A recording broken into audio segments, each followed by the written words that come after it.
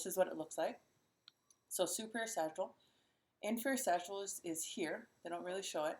And then it connects to the straight sinus, and it meets at a confluence. So this one is just marking the cross section, but there's a conference point somewhere in here, and it's called the confluence of sinuses.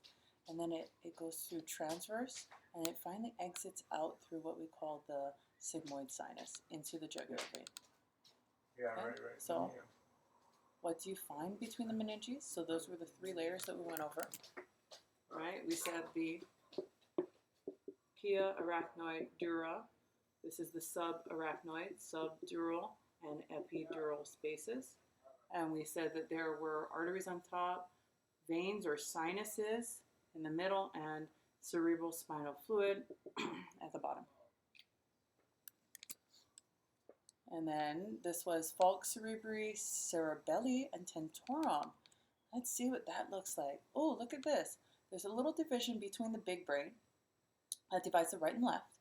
There's also a little division between the little brain, that divides the right and left of the little brain.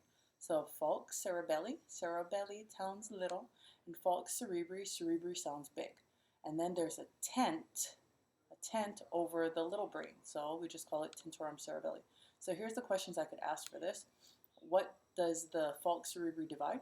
Just the right and left hemispheres of the big brain. What does the falx cerebelli divide? The right and left halves of the little brain. And then what does the tentorum cerebelli do?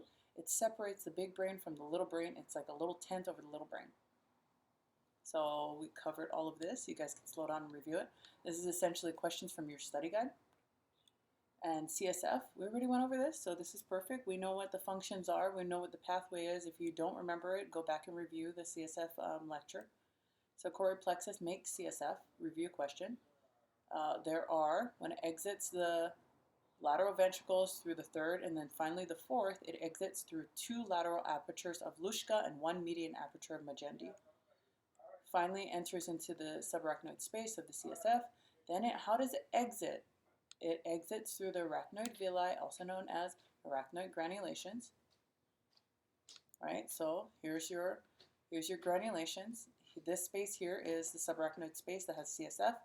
Finally, fluid will return back to the sinuses through the arachnoid granulations, back through this whole pathway, finally to get out through the jugular foramen, which then the veins become the jugular or internal jugular veins. So what are the ventricles of the brain? What do they hold? You guys can review this. Lateral ventricle, third ventricle, fourth ventricle. CSF is made where? Choroid plexus. What barrier does arterial supply have to cross? Blood-brain barrier. What cells make up the barrier? So we reviewed a lot of this.